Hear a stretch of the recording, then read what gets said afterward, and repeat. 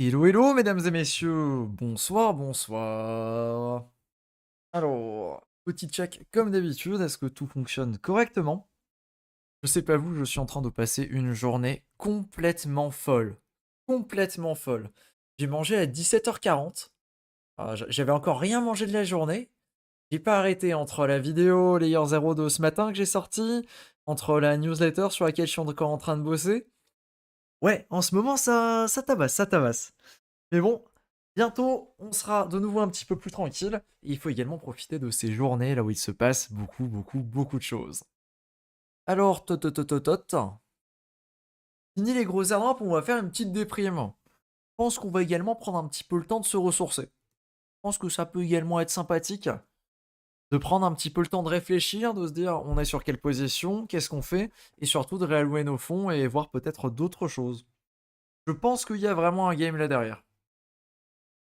Donc ça, c'est un truc qu'il va falloir qu'on discute parce qu'effectivement, bah, les airdrops, où est-ce qu'on en est aujourd'hui? Où est-ce qu'on va? En classique.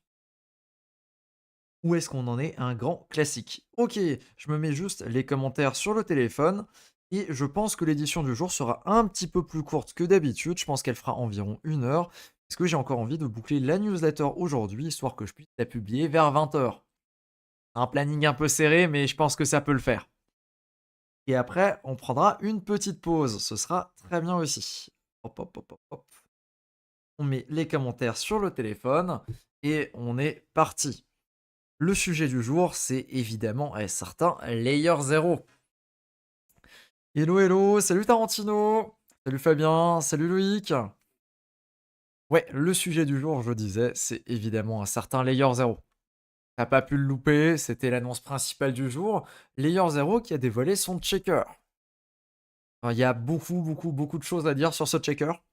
On a vu passer pas mal de choses à droite à gauche. Ça fait quand même presque un mois qu'on a du teasing à ce niveau-là de la part de notre très cher Brian. Donc il faut un petit peu qu'on dissèque ça un petit peu plus en détail que ce que j'ai pu faire dans la vidéo qui était assez vite tournée, on va dire. Du coup, on va regarder, j'en avais parlé, j'ai fait le tweet ce matin. J'ai l'impression qu'il s'est déjà passé 3 jours entre ce matin et cet après-midi, c'est abusé. Donc ce matin, je me lève. Bonne surprise, on avait le checker qui avait droppé. On s'y attendait un petit peu quand même parce que le Brian, en fonction de sa time zone, normalement, ça devait dropper aux alentours de 10h heure française au plus tard. Et effectivement, bah, ça s'est bien passé. C'est exactement ce qu'on a eu. Très très bonne nouvelle. Ok. Qu'est-ce qu'il a droppé le Brian? Il a droppé il y a 10 heures cette chose.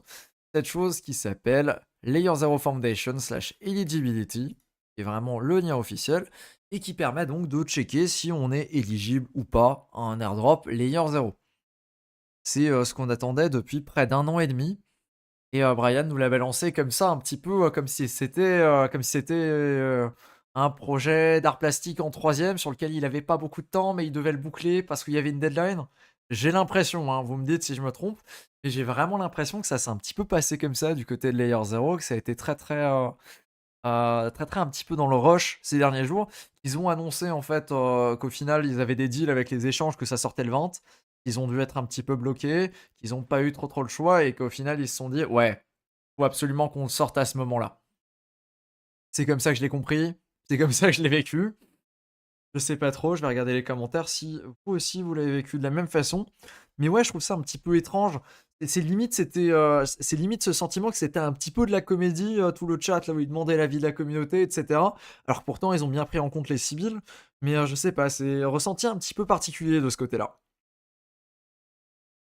Alors, qu'est-ce que ça dit sur le chat? Ah, je suis un peu dégoûté, sérieux. Brian nous annonce entre 400 et 800 000 wallets éligibles. On se retrouve à 1,2 million qualifiés. Effectivement. Wen Abdel. Abdel ne viendra pas ce soir.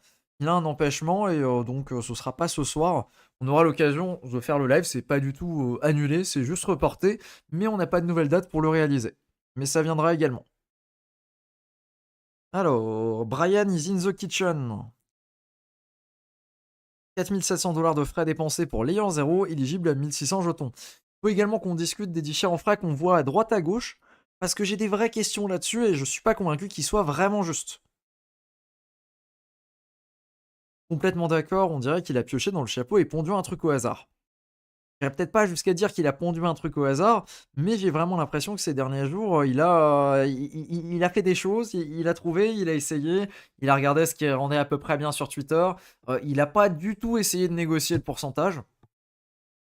Là, on a vu effectivement de la négociation à droite à gauche pour différents critères, pour, bah, par exemple, qu'est-ce qui était éligible, l'activité, les bonus, et cetera.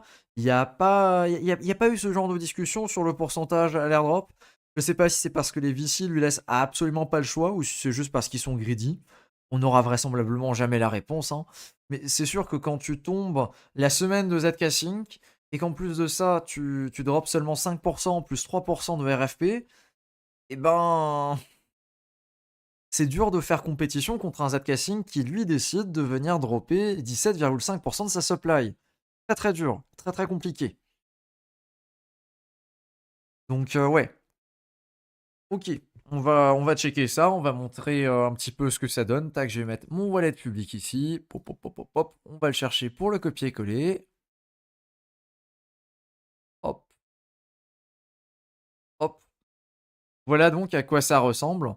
Je t'ai pas mis le lien en description si tu veux checker, mais je vais te le mettre là maintenant dans le chat en direct, au cas où t'as pas déjà regardé. Alors, ici, hop. Si jamais tu veux checker en même temps que nous, voilà à peu près à quoi ça ressemble. Donc c'est un checker, honnêtement l'interface et tout, je trouve que c'est bien fait. On a effectivement un petit peu, comme tu as le rewind sur Spotify tous les ans, effectivement donc le premier jour là où tu étais sur Layer 0, ce qui commence quand même à remonter, hein, c'était août 2023. C'est pas le premier wallet que j'ai lancé, le premier je crois c'était septembre. Septembre ou octobre, là où j'ai ma première transaction dessus. Ensuite, j'ai fait 94 transactions sur Layer 0. J'ai interagi avec 21 blockchains. On notera que ça représente quand même plus que 95% des wallets, que 92% des wallets. C'est sûr que, effectivement, 21 chaînes, c'est pas mal. Et donc, la majorité des gens ont utilisé très peu de chaînes au final. La blockchain avec laquelle j'ai la plus interagi, c'est Optimism. Je sais pas, peut-être. J'imagine s'ils le disent, mais ça me fout le doute. J'ai utilisé en priorité et en grosse quantité Stargate, ok. Je suis un dégénéré parce que je suis sur plus de 10 RFP. Tu verras plus tard que ça veut absolument rien dire d'être sur plus de 10 RFP. Et j'ai une allocation sur ce wallet de 142,87 jetons. Voilà. C'est l'information principale, c'est l'information que tout le monde attend. Et c'est le truc pour lequel on a absolument tous checké. Et ensuite, d'un point de vue jetons, j'imagine, je suis dans le top 7,70% des personnes qui ont reçu le plus de jetons. Ensuite, on peut cliquer ici sur continuer. Et si on clique sur continuer, on a effectivement le détail qui est très intéressant parce qu'on peut apprendre plein de choses. Tu penses quoi par contre des prochaines saisons de Layer 0? Il reste quand même plus de 10% à airdrop, ça a l'air potentiellement intéressant.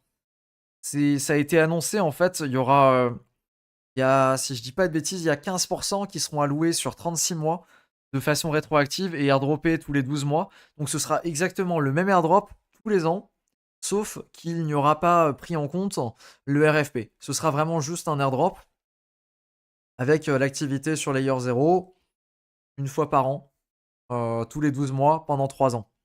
Voilà. Pas plus, pas moins, ça a été annoncé, c'est clair. Au moins, il n'y a pas trop d'ambiguïté là-dessus. C'est pas comme certains projets où tu peux dire est-ce qu'ils vont faire un airdrop numéro 2 ou est-ce qu'ils vont pas le faire. Là, tu as l'information en clair, en but en blanc, tu as tel pourcentage de la supply. Limite, si t'es chaud, tu peux calculer, quoi. Voilà, pour ceux que ça intéresse. Effectivement, on verra. Ça veut dire que techniquement, c'est toujours intéressant si tu farmes l'airdrop de venir faire des transactions sur Layer 0. Ça veut également dire que ça dépendra très clairement du prix. Parce que bah, on pourra avoir une idée et ce sera plus proche d'un yield farming que véritablement d'un airdrop. En tout cas, c'est mon avis là-dessus. Il y aurait apparemment une redistribution des civils sur les wallets éligibles. Oui, c'est effectivement le cas. Ce que tu peux voir ici, donc ce qu'on peut voir sur le site et qui est live aujourd'hui, ça ne prend pas encore en compte la redistribution des allocations. Les allocations devraient augmenter demain. Aucune idée du pourcentage, je ne sais pas si ce sera beaucoup ou pas, car les larmes des civils n'ont pas encore été redistribuées. C'est-à-dire que les allocations sont affichées pour tout le monde aujourd'hui, même si tu es civil.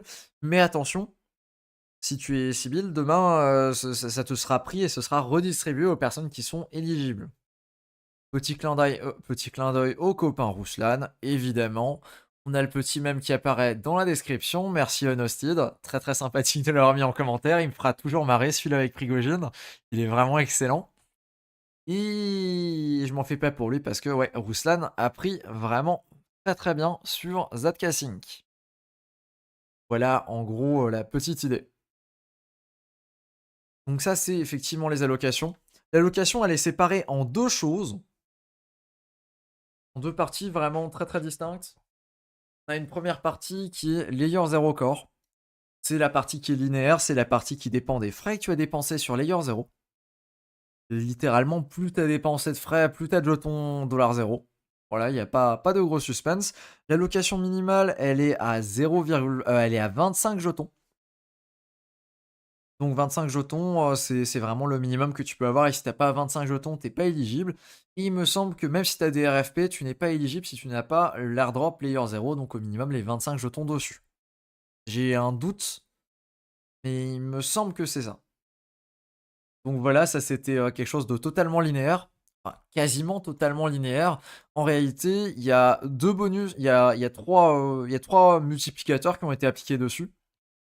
Il y a un x3 pour les transactions qui sont dites early, c'est-à-dire les transactions qui ont eu lieu avant mars 2023. J'ai pas la date exacte en mars, mais doit pas y avoir grand monde parce que quand tu regardes sur l'Explorer ce que ça donne, Layer 0 scan, tac. Alors quand on regarde, donc on a dit mars 2023. Voilà, c'est, tout ce segment-là, là où il y a quasiment pas d'activité finalement.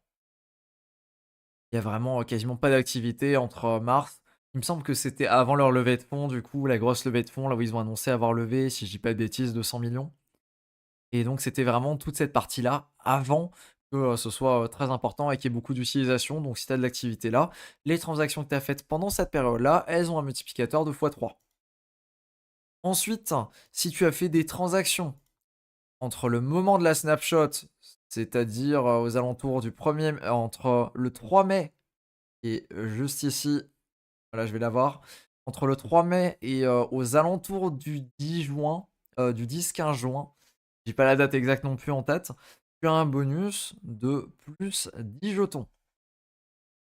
Voilà, c'est pas énorme, mais si tu l'as fait, effectivement, tu as un petit bonus. Je suis un petit peu déçu, je m'attendais vraiment à un multiplicateur, mais a priori, c'est pas le cas.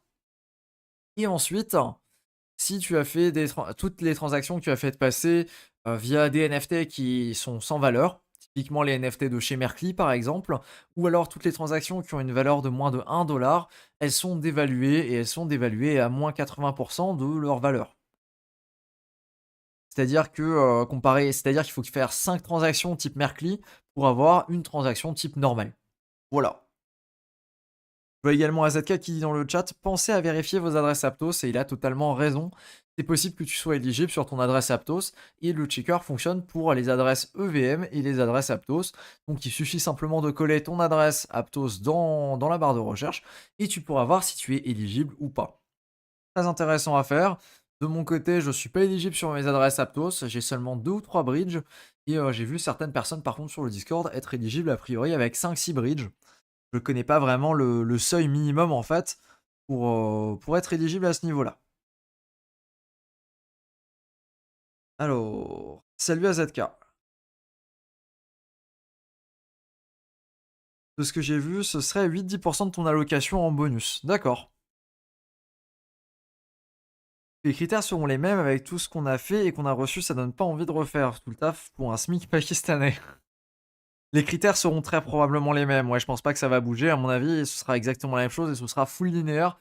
Il y aura très probablement pas le x3 en early, il y aura très probablement pas le plus 10 à la fin.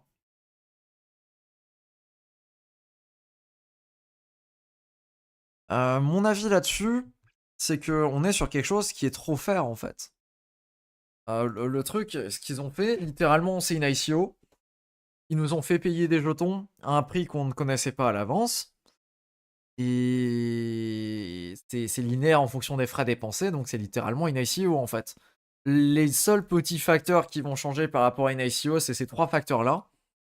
Clairement, à mon sens, c'est pas suffisant pour justifier et dire que c'est véritablement un airdrop. Pour moi, c'est vraiment une ICO déguisée. C'est faut le dire.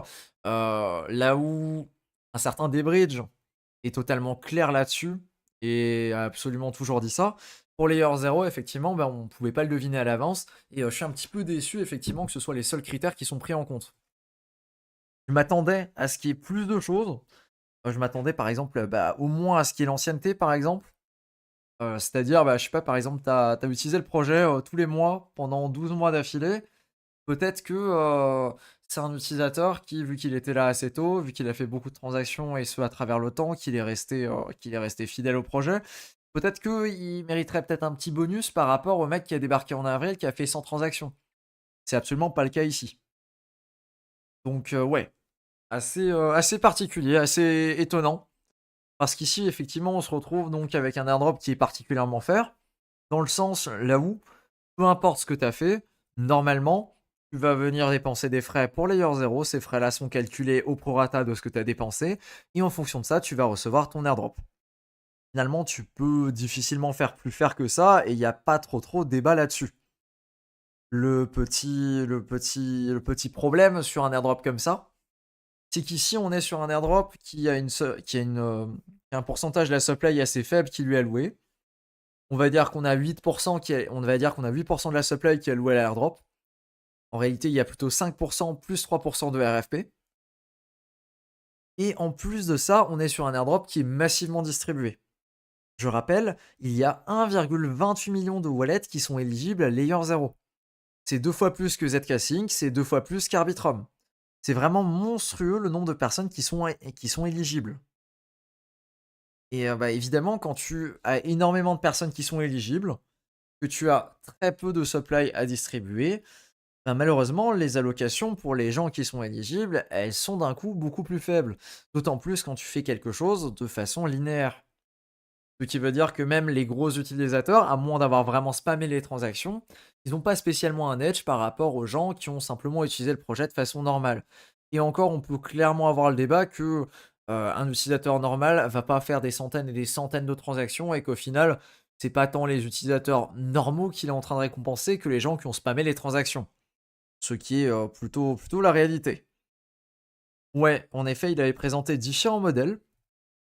Bah, le modèle qui a finalement été réutilisé, c'est un modèle avec 50 jetons minimum.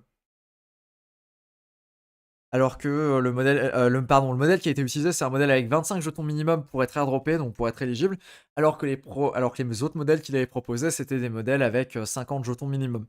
Ce qui aurait largement réduit en fait les personnes qui étaient éligibles, et donc ce qui aurait augmenté les allocations des personnes toujours éligibles. Le truc, c'est qu'effectivement, bah, c'est toujours le même débat. Au bout d'un moment, la part du gâteau, elle est fixe. Au bout d'un moment, ils savent combien de pourcentage de la supply ils vont airdropper. Il n'y a pas trop de débat là-dessus, ils sont OK avec ça. La question après, c'est comment tu la distribues. Et soit tu peux faire un truc à la ZK Sync, là où tu vas effectivement dire, OK, on va effectivement, pour que ce soit... On va faire le choix de distribuer beaucoup à peu d'utilisateurs. Ouais, désolé pour la voix, elle part un petit peu en vrai. On va faire le choix de distribuer beaucoup à peu d'utilisateurs, ou alors tu fais comme Layer 0 et tu te dis, on va distribuer peu à beaucoup d'utilisateurs. Je me suis planté pour Zcasing, c'est beaucoup à peu d'utilisateurs, et pour Layer 0, c'est peu à beaucoup d'utilisateurs. Voilà, c'est un petit peu comme ça que ça fonctionne. Tu sais combien de wallets ont été 6 000 au total? Je sais pas si j'avais vu 1 million, 2 millions ou 3 millions. Je sais que c'est un de ces 3 chiffres. Mais non, j'ai pas le chiffre exact. Alors, avec les modèles à 50 tokens minimum, c'était plutôt 500 000, 600 000 wallets. Ouais, et je suis aussi assez étonné parce que la façon dont Brian communiquait, j'avais vraiment l'impression qu'on se dirigeait plutôt, comme il disait, entre 400 000 et 800 000 wallets éligibles. Je sais pas s'il a changé d'avis au dernier moment quand il a vu le FUD qu'il y a eu sur ZK Sync et il s'est dit Vu comment les gens ont gueulé sur ZK-Sync, parce qu'il y a pas tant que ça de gens éligibles, viens, on essaye de faire l'inverse et on voit ce que ça donne. Et effectivement, a priori, j'ai vu moins de gens râler sur Twitter, en tout cas, que, ce qu'il y avait sur ZK-Sync. Après, pour ZK-Sync, j'avais l'impression quand même qu'il y avait une grosse partie des gens qui râlaient, qui étaient quand même des bots avec des retweets, et cetera, qui étaient vraiment poussés à fond. Sur Layer 0, j'ai pas l'impression d'avoir vu ça aujourd'hui. Après, je t'avoue, j'ai pas passé tant de temps que ça sur Twitter aujourd'hui. Mais effectivement, ouais, assez particulier. Dans la liste numéro 3, il y avait 1,8 million de civils, de Sibyl. Merci Vlad, merci pour l'info. Est-ce qu'ils vont redistribuer les tokens non clem? J'ai pas vu passer l'info, mais je t'avoue que c'est assez compliqué à suivre. Et en fait, Brian, il a tweeté tellement de trucs que c'est impossible à suivre. Parfois, c'est juste des réponses à des gens là où il dit ok, en fait, on va faire ça. Très, très, très, très compliqué de savoir. Très, très compliqué de savoir exactement ce que ça donne. Donc, ouais. De mon côté, je trouve que c'est un petit peu le défaut de ces airdrops là qui veulent être trop fair et qui veulent récompenser tout le monde. C'est que les gens qui sont éligibles vont pas toucher grand chose. Voilà. Mais après, c'est un choix technique. Et c'est un choix technique qui est totalement compréhensible. Je veux dire, c'est de la même façon que ZK-Sync qui a fait le choix de récompenser beaucoup les gens qui étaient qui avaient de la TVL sur la blockchain. C'est un choix technique, il est compréhensible. Layer 0, ils ont fait le choix technique de récompenser peu tous les gens qui avaient fait un petit peu de transactions. Voilà. C'est un choix technique, je pense. Il n'y a pas plus que ça à dire. Est-ce que le choix là, il est bon ou il est pas bon? Ça dépend. Est-ce que tu considères que c'est mieux qu'il y ait plein de gens qui touchent l'airdrop, mais qui touchent pas des sommes complètement folles? Ou est-ce que tu préfères qu'il y ait un nombre modéré de gens qui touchent l'airdrop et qui touchent des sommes modérées? Ou est-ce que tu préfères qu'il y ait peu de gens qui touchent l'airdrop, mais qui touchent des sommes assez intéressantes? Voilà. C'est toujours globalement le même débat, hein. Je veux dire, j'ai pas envie de parler de politique, mais en politique, c'est exactement le même débat, hein. C'est toujours la même chose, c'est est-ce que tu veux que peu de gens aient beaucoup? Tu veux que quasiment tout le monde ait la même chose? Pas. C'est toujours les mêmes débats qui reviennent et on n'a rien réinventé avec la crypto, encore moins avec les airdrops. Je vais repasser sur les commentaires. C'est la fin d'une époque, ces airdrops, il y aura toujours derrière l'heure, impossible de satisfaire tout le monde. Il y aura jamais un game dans lequel tout le monde est satisfait. Jamais, ça n'existe pas. Il y aura toujours un mec qui sera inéligible et juste parfois par erreur ou alors parfois parce qu'il a jamais utilisé le projet, tu auras toujours des gens qui seront pas satisfaits de leurs allocations. Et la preuve aujourd'hui, tout le monde est éligible, mais on s'attendait quand même un petit peu tous à plus. Voilà, tu vois, c'est quasiment tout le temps la même chose, hein. Il y aura jamais un airdrop qui satisfera tout le monde. Je pense que le dernier qui était vraiment dans ce cas de figure-là, c'était un certain Arbitrum, qui avait vraiment fait la différence et qui à l'époque pouvaient se permettre de faire ça parce qu'ils avaient levé significativement de fonds.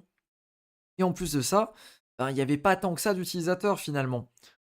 Il y avait 2,8 millions de wallets qui étaient sur Arbitrum. 2,8 millions. Aujourd'hui, on est sur des 5 millions pour Layer 0, 6 à 7 millions pour ZK-Sync. C'est toujours la même chose, le gâteau, et comment tu le sépares. Du coup, on sait si ça sera Clem sur Arbitrum. Je suppose que ce sera disponible sur Arbitrum.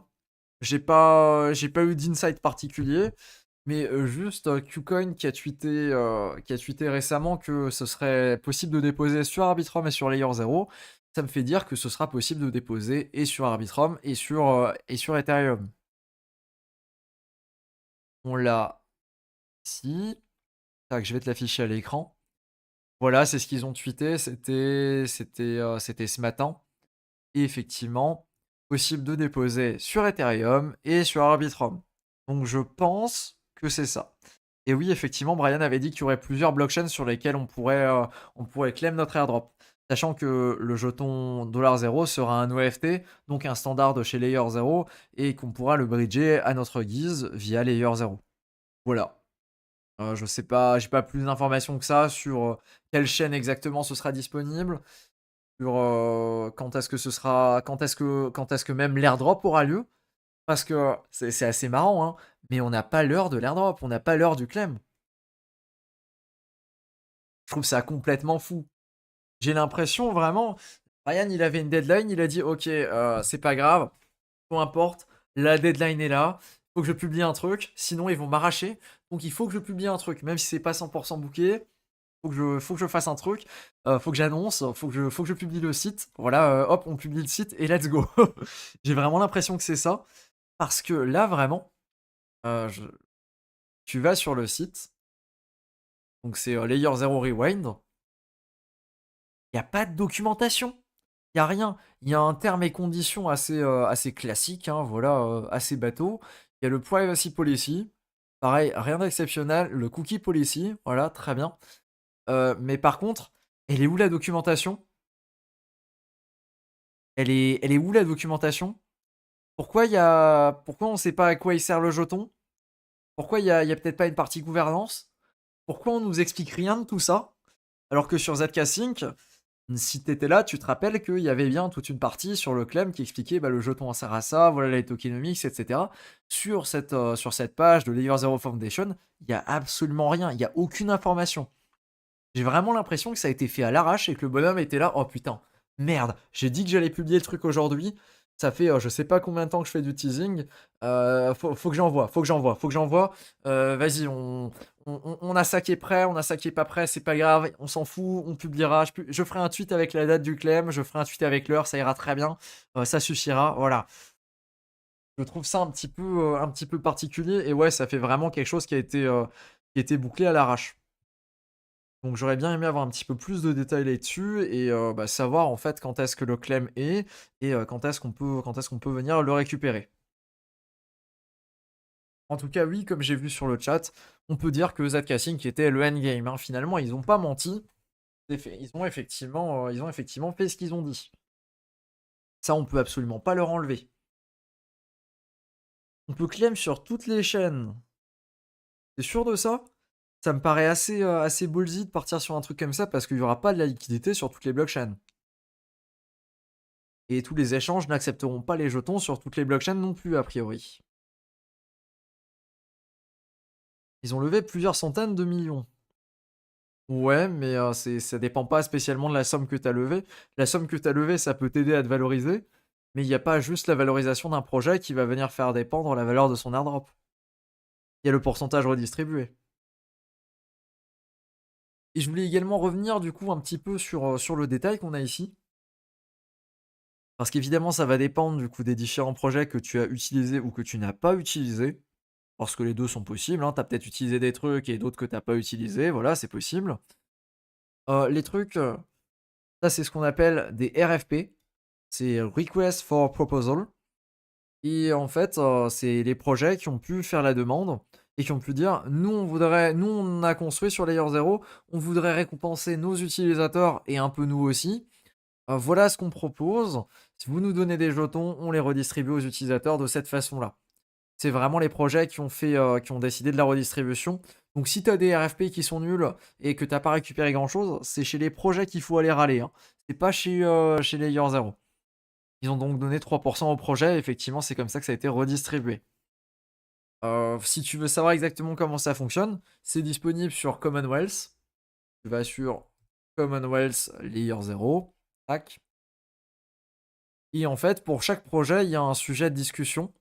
Et dans ce sujet de discussion, tu as effectivement l'allocation totale et elle est détaillée. C'est-à-dire là, le projet qui s'appelle Dexalot, ils ont dit ok, on veut 10% distribuer aux développeurs. C'est le maximum qu'ils pouvaient avoir les développeurs. Ensuite, on veut 10% pour les gens qui ont déposé, 30% pour les gens qui sont actifs, 10% pour les gens qui possèdent de notre jeton, 30% pour les gens qui ont notre jeton depuis un long moment, et 10% pour les market makers. Voilà, ils ont fait le choix là. Il y en a plein qui ont fait d'autres choix. Par exemple, je sais pas, tu peux regarder, on les a ici, on tape Stargate RFP. Voilà, tac, on va l'avoir ici. Stargate RFP. Stargate, ils ont décidé de distribuer 50% de leur, 55% de leur RFP aux gens qui ont bridgé, 40% aux utilisateurs qui ont bridgé, en fonction des sommes qui ont été bridgées, et un pourcentage aux gens qui sont en VESTG, 10% aux LP providers et 10% aux développeurs. Alors c'est pas très clair comme ça parce que tu as des pourcentages dans des pourcentages, mais oui, ça fait effectivement 100. C'est un exemple, si tu veux, on a les copains de chez Prime Protocol, les copains évidemment je rigole, hein, bien sûr. Chez Prime Protocol, ils ont décidé de distribuer 100 aux utilisateurs et sur les 100 aux utilisateurs, ça dépend du nombre de messages qui ont été utilisés par Layer 0 à 50 et également 50 en fonction des points, qui ont été récupérés. Voilà, sur, chaque utilisateur. Donc ça, c'est comme ça que ça fonctionne en fait les RFP et chaque projet a pu faire sa requête et a pu dire: «Moi je veux distribuer à mes utilisateurs comme ça». Polyhedra, je suis curieux de voir le leur. Polyhedra RFP. Est-ce qu'il arrive à me le sortir? Ah, j'ai un souci. C'est un problème assez récurrent sur Commonwealth, la barre de recherche bug complètement, le navigateur bug complètement et tu es bloqué en fait. On va réessayer. Donc on a dit Polyhedra RFP. Merkli. Ah non, il me le sort pas. Dommage. Dommage, dommage. D'ailleurs, pour le fun fact, je sais pas si tu te rappelles les fameux clusters. Les clusters XYZ. Voilà, ces trucs-là. Qui avaient été pas mal teasés par Layer 0. Ils ont effectivement eu un RFP. Ce RFP-là, il a rewardé les gens qui avaient un cluster par un jeton $0. Voilà, c'est tout pour moi. On a dépensé 0,01 Ether pour récupérer un jeton $0. C'était pas du tout worth it comme manœuvre. Vraiment très très déçu sur ce move. Mais il l'avait tellement teasé que je me suis dit, ah, ça passe, ça peut être intéressant. Et en fait, non, pas du tout. Vraiment pas. Et en plus, c'est un truc qui est particulièrement intégré. Parce que ça, c'est quelque chose qui est disponible directement sur l'Explorer de Layer 0 Scan. Et vraiment très très déçu au niveau de la location à ce niveau-là. Il y a certaines personnes qui, du coup, ont été plus contentes que d'autres au niveau des RFP. Et certaines personnes pour lesquelles ça représente une allocation plus ou moins importante. Par exemple, dans mon cas de figure, j'ai 2 tiers de mon airdrop qui vient ici de mes frais de transaction et j'ai un tiers qui vient du coup des RFP. Pour certaines personnes, c'est plus, pour d'autres personnes, c'est moins. Voilà, ça dépend des gens. Est-ce que j'ai des informations sur la phase 2 de la saison 1 de Eigenlayer? On m'a demandé ça ce matin. Et non, j'en ai pas. Non, j'en ai pas. Je crois que c'est disponible sur le checker, mais je suis pas sûr. Faudrait vérifier pour les gens qui sont concernés. Je suis curieux d'ailleurs, si vous avez des informations, n'hésitez pas à les mettre dans le chat, parce qu'on m'a aussi demandé ce matin et je savais pas à quoi répondre. Le concept des RFP, c'est vraiment cool par contre. Je compare avec Manta et ses Choubi Layer Bank où on a attendu des mois dans le vent pour rien. Autant que ce soit clair directement. Ouais, je trouve que c'est bien fait et au moins on sait à peu près à quoi s'attendre. Les conditions sont claires, c'est écrit, c'est validé, c'est clean. C'est clean. Même si c'est pas des sommes importantes, c'est clean. Je veux dire, tu descends un petit peu. Radiant m'a régalé avec 0,010 et Star, je ne connais même pas et que j'ai vraisemblablement jamais utilisé, m'a rewardé avec 0,010 aussi. J'apprécie beaucoup. Merci mesdames et messieurs. Mais oui, effectivement, je trouve que c'est pas déconnant la façon de le faire. Et je suis également assez heureux qu'il fait ça avec un clem seul. C'est-à-dire que tu pourras tout clem d'un coup. Et ce sera pas, tu vas clem chaque allocation une fois. C'est-à-dire, par exemple, tu vas clem Stargate, tu vas clem Polyhedra, tu vas clem Orderly, etc. Non, c'est vraiment tout d'un coup et donc ça fonctionne globalement bien. Pas très content de cette décision, qui, soit dit en passant, est un petit peu normale. Mais je trouve que c'est quand même bien d'avoir fait cette chose de cette façon-là. Voilà globalement mon ressenti, plus le fonctionnement de l'airdrop. Aussi, je l'ai déjà dit tout à l'heure, mais je le répète, si tu as des adresses Aptos, n'hésite pas à checker et à vérifier que tu n'es pas peut-être éligible également dessus. Ce serait dommage de passer à côté, alors que bah, tu les as, tu as fait des transactions et tu mérites tes jetons dessus. Voilà, je précise, si jamais tu es concerné, sache que c'est possible. Et ouais, ça fonctionne globalement bien. Enfin, je trouve que le checker est bien fait. Manque d'informations. L'allocation, la supply qui est allouée à l'airdrop qui est globalement très faible. Voilà. C'est toujours le même débat de toute façon, hein. Voilà, voilà. Je sais pas si vous avez un ressenti qui est un petit peu différent. Peut-être que toi, tu l'as vécu différemment cet airdrop. Peut-être que tu t'attends à autre chose. 80% c'est les 0 corps. 280 jetons 0. Eh ben écoute, bien joué à toi. Par contre, j'ai vu un tweet avec des prix du layer 0 en pré-market qui allait du simple au double. Oui, c'est un souci technique du côté de chez Hyperliquid dont on peut parler. Il y a eu l'airdrop incroyable de Nostra. Ouais, le fameux airdrop de Nostra. Je suis pas sûr que ça vaille la peine d'en parler. Si jamais vous avez un airdrop sur Nostra, attendez-vous à rien et vous serez quand même déçus. Voilà. C'est quoi ma stratégie pour demain? Ça va clairement dépendre du prix. Je sais pas à combien ça va sortir. Je sais pas du tout à combien ça va sortir. Comme j'ai expliqué un petit peu dans la vidéo de ce matin, en vrai, il y a plusieurs scénarios qui sont possibles. Je vois les gens qui sont un petit peu vraiment, vraiment bearish. En plus de ça, c'est pas mal marqué avec le marché. Je veux dire, le marché, ces derniers jours, a pas été très, très gentil avec nous. Sur les alts, pardon, sur Bitcoin et Ethereum, ça va, pas trop dramatique. Tu regardes la majorité des altcoins, alors là, ils sont déjà remontés, hein. Je sais pas, on va prendre Uniswap. Voilà, tac, voilà le creux qu'on s'est tapé entre là et là. Il y a quasiment un moins 20% sur certains jetons, il y a quasiment un moins 20% en l'espace de 2 jours. Ça pique. Très, très violent. Donc effectivement, là, on est content parce qu'on est en train de remonter un petit peu, et heureusement. Mais effectivement, c'est quelque chose qui a piqué pas mal le monde et qui a fait vraiment très, très mal. Et évidemment, quand ça a un impact sur les alts, ça a également un impact sur la valorisation des projets qui n'ont pas encore droppé. D'où le fait que bah, les allocations et les jetons peuvent diminuer, par exemple. Ici, par exemple, pour Hyperliquid, et on va comparer entre Hyperliquid et Whales Markets.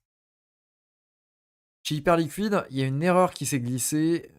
Je suis pas en spot, je veux le ZRO. Voilà, tac. Il y a une erreur qui s'est glissée du côté d'Hyperliquid. Alors là, il me l'affiche pas parce que je suis un méchant qui utilise un VPN.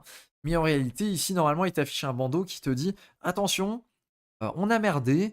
On a dit qu'il y avait 2 milliards de jetons zéro. Et c'est ce qu'on a pris en compte pour notre marché. En réalité, il n'y en a pas deux, il y en a un. Qu'est-ce que ça veut dire? Ça veut dire que le pré-market est en fait à 2 fois le prix affiché. C'est-à-dire que là, il n'est pas à 2,38, mais il est plutôt à 4,80. Voilà pour te donner un ordre d'idée. Chose qui correspond plutôt pas mal si on regarde en pré-market pour le jeton. Ils l'ont listé où? En OTC Market? Le ZRO? Non, ils l'ont pas listé ici. Je crois qu'il est en pré-market. Tu peux pas me le sortir? Au pré-market. Whale Market. Bah ouais. Normalement, il est ici, voilà, tac.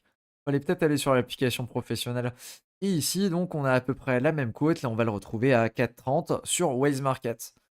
C'est à peu près la même quote également sur les autres échanges qui font du pré-market. Ça permet de donner une idée. On l'a vu avec ZK Sync, le pré-market était pas si déconnant que ça. Ici, il y a quand même une petite nuance et je trouve qu'elle est quand même assez importante. C'est déjà qu'on vient de se taper 2 journées qui étaient particulièrement bearish, là où on a perdu quasiment 10% sur les alts à chaque fois. Donc ça a pas mal impacté le prix du jeton. On a également le problème avec Hyperliquid qui, je pense, a quand même fucké la tête de pas mal de personnes qui n'ont pas capté que la supply était x2 et donc il fallait multiplier par 2 le prix actuel qui était affiché ici. Si tu achètes du jeton, tu l'achètes pas à 2,38, mais plutôt tu l'achètes à 4,76. Très important quand même si tu veux en acheter ici. Et je pense que ça a un certain impact au niveau du cours et que vraiment les gens sont un petit peu perdus à cause de ça. D'autant plus qu'évidemment ce sont des marchés qui sont particulièrement illiquides. Tu viens de le voir, il vient de perdre 10 centimes à l'instant.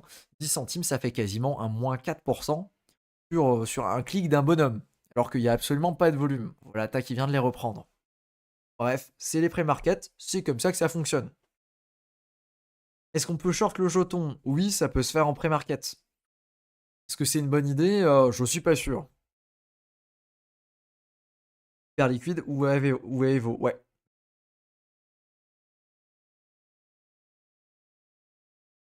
Pour nous donner une idée, parce que je suis un peu perdu dans le cas où il sort à 6-7 $ ou 3-4, qu'est-ce que tu comptes faire si tu veux bien nous le partager? De mon côté, en fait, moi, je me base sur un truc qui est très sympathique et qu'on a. C'est une information très, très cool. Cette information-là, c'est, Crypto Fundraising. Crypto Fundraising, on l'a ici. Cette information-là, elle nous dit que Layer 0, alors Layer 0, Labs, voilà, celui-là, ils ont effectivement fait une dernière levée de fonds. Cette levée de fonds a été réalisée en avril 2023. Ils ont levé 120 millions et surtout, les VC ont investi avec une valorisation à 3 milliards. On n'avait pas d'infos pour 2022, pas d'infos pour 2022, pas d'infos ici. Mais en tout cas, la dernière levée de fonds, elle était valorisée à 3 milliards. Si on est sur du jeton à 3 milliards, ça veut dire, et qu'on sait qu'il y a 1 milliard de jetons qui existeront, ça veut donc dire, en toute logique, que le jeton va sortir à 3 $ au minimum. En général, les prix des VC, c'est vraiment le minimum, la borne basse que tu peux t'attendre. Vraiment le minimum du minimum. Maintenant, si on regarde les derniers lancements, je sais pas, on regarde par exemple ZK Sync. Voilà, tac, on l'a ici. ZK Sync, la dernière levée de fonds, qui commence quand même à dater un petit peu parce qu'elle date de novembre 2022, donc encore quelques mois avant celle de Layer 0. Eh bien, cette levée de fonds, et on n'a pas les infos pour les précédentes, c'est dommage. Cette levée de fonds-là, elle était valorisée à 1,25 milliard. Et donc, effectivement, et donc, effectivement, ZK Sync est sorti à bien plus que ça. ZK Sync, si on regarde, on va le retrouver ici. ZK Sync, actuellement, il est à 4,5. Il est sorti à 0,36. S'il est sorti à 0,36, ça fait, laisse-moi faire de tête, 7,5 milliards à peu près, au prix là où il est sorti. C'est donc pas si horrible que ça, par rapport à la valorisation des VC. Et moi, je trouve que c'est un bon métrique de partir là-dessus. Se dire, de toute façon, c'est très probablement ça la borne minimale, on tombera pas en dessous, et de se dire, ok, très bien, le pire qui peut arriver, c'est ça va sortir à ce prix-là. Ok. Maintenant, on a quand même vu que pour quasiment tous les autres drops, enfin, pour tous les autres lancements, on a des projets qui sont lancés à quasiment au minimum 3 fois le prix de lancement. Ça veut pas dire que ce sera pardon, 3 fois la valorisation qui a été faite par des VC quelques années auparavant. Ça veut pas dire que ce sera le cas pour Layer 0, ça veut juste dire, c'est juste un constat de ce que j'ai vu parce que je me suis intéressé à cette valorisation-là. Par exemple, Starknet, il a lancé à 8 milliards de FDV. Pardon, il n'a pas lancé, il a levé en mai 2022 à 8 milliards de FDV. Et Starknet, il a lancé aux alentours de 20 à 30 milliards de FDV. On est encore une fois dans le même ordre de grandeur, on est encore une fois dans le x2, x3. Tac. Hop. La fatigue, mesdames et messieurs, la fatigue. Donc c'est ici le bouton. Hop.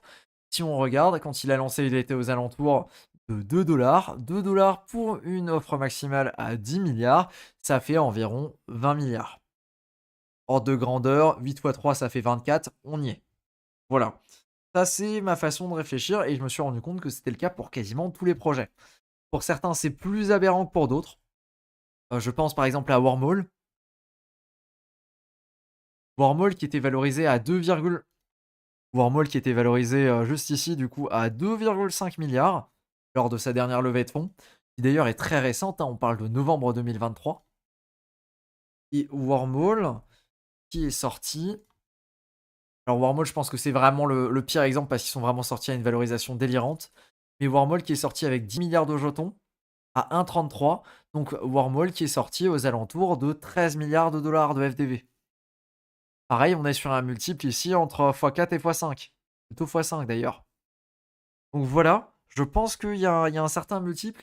Je sais pas exactement si c'est les market makers qui se disent: «OK, ça doit lister à minimum ce multiple-là au moment du lancement». Je sais pas, mais voilà, en gros, ce que ça donne. Donc dans ma tête, je me dis: «Le minimum du minimum, c'est 3. Je pense qu'on l'aura à 6 et je pense que c'est assez réaliste de l'attendre entre 5 et 6 aujourd'hui.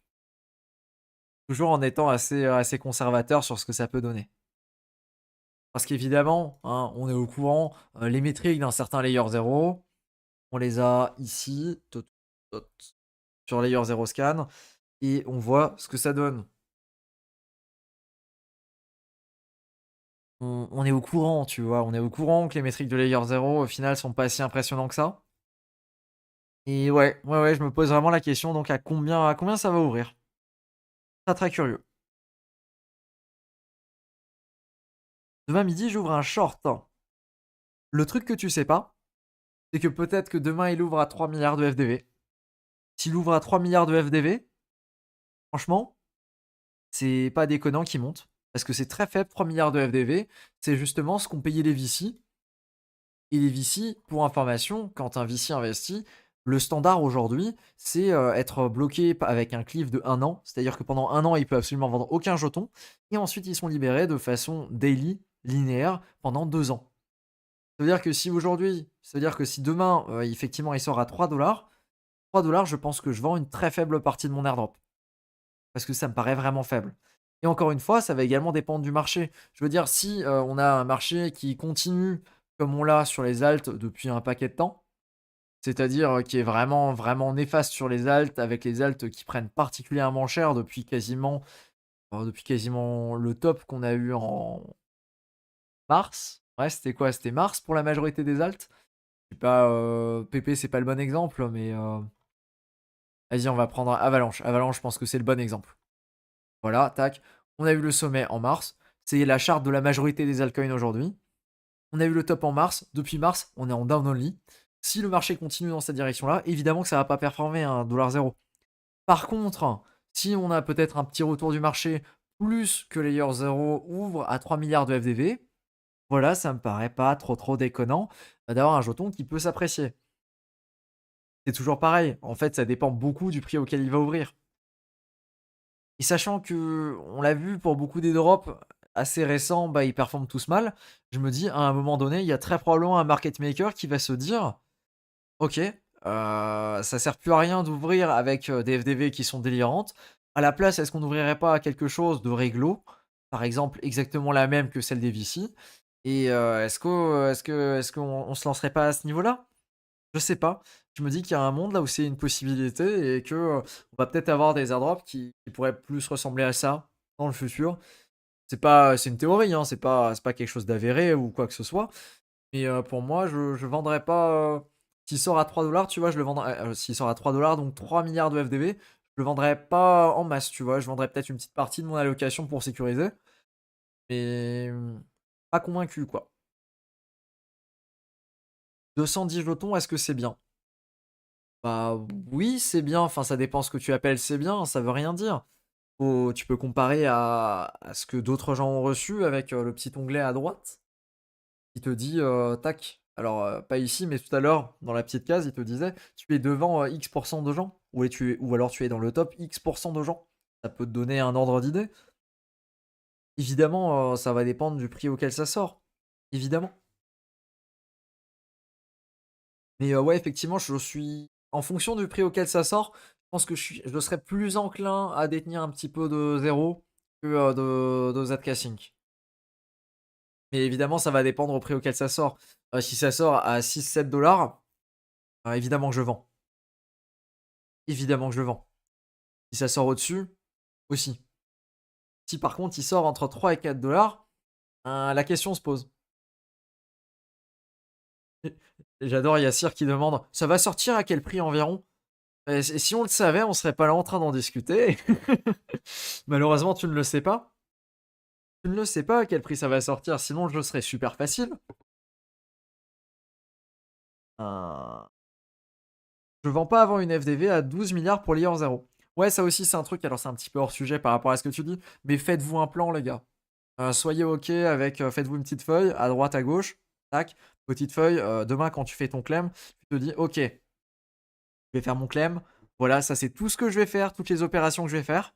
Très bien, une petite checklist et tu te dis également: «OK, s'il est entre 3 $ et 4 $, je vends 10, je garde 90.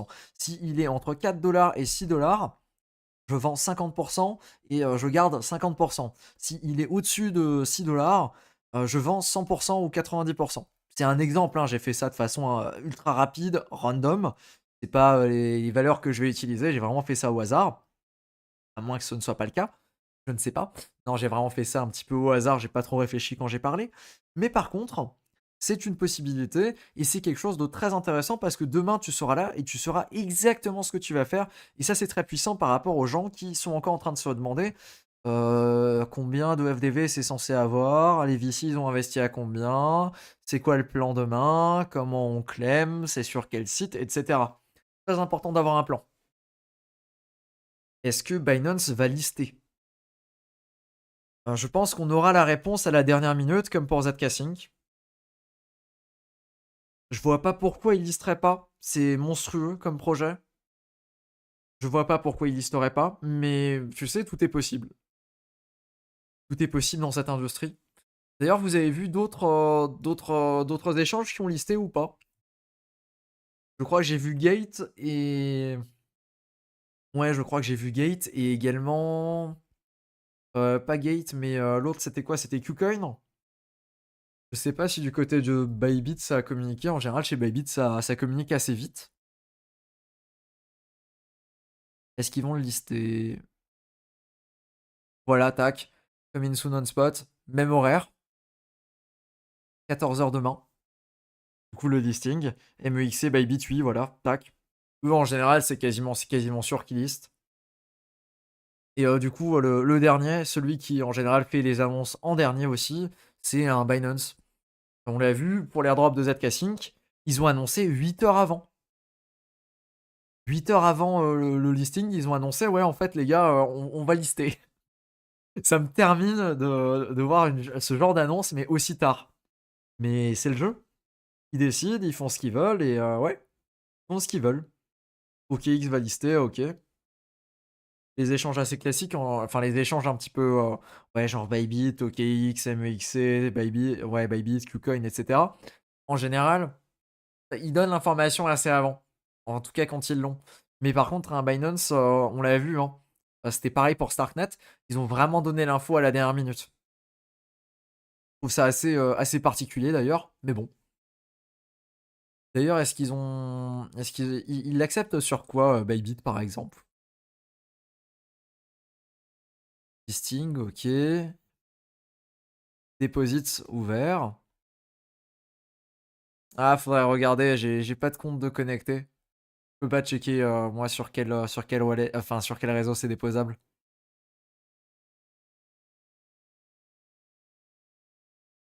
Ouais, name, ticker, etc. Ouais. ETH et Arbitrum aussi, tout pareil. Ok, très bien.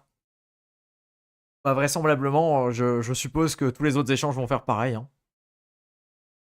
Je suppose que tous les autres échanges vont faire pareil et qu'on va se retrouver donc avec les jetons soit sur Ethereum, soit sur Arbitrum. Et à voir du coup ce que tu décides. De mon côté, je pense que je vais partir sur Arbitrum, hein, très clairement. J'ai pas envie de faire la Gas Wars sur Ethereum. Très clairement pas. Et ensuite, on verra en fonction du prix.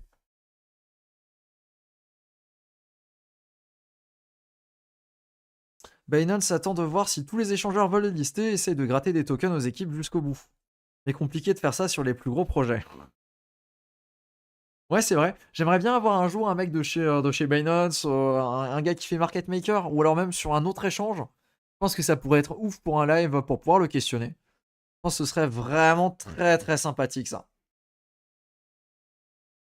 Ça me plairait beaucoup en live, on pourrait lui poser nos questions. Ouais, ouais, ouais, il y a vraiment un game là-dessus. C'est écrit en dessous de zéro withdrawal. Ethereum, ah oui. Ouah, faut vraiment que je me repose, moi, hein. Ouais, donc sur Ethereum et Arbitrum. Très bien. Donc je suppose que ce sera pareil pour tous les autres échanges. Voilà, voilà pour Layer 0. Je sais pas si vous avez d'autres choses à dire? Pour Layer 0, en tout cas, moi je pense qu'on a fait à peu près le tour. On verra demain ce que ça donne. Et ouais, très important de se faire une stratégie. Mais du coup, de mon côté, pas fan de ce genre d'airdrop là où c'est vraiment 100% linéaire. Alors effectivement, c'est les airdrops qu'on peut appeler les airdrops les plus fairs. Mais si tu veux make it avec des airdrops de ce type-là, tu peux toujours y aller, quoi.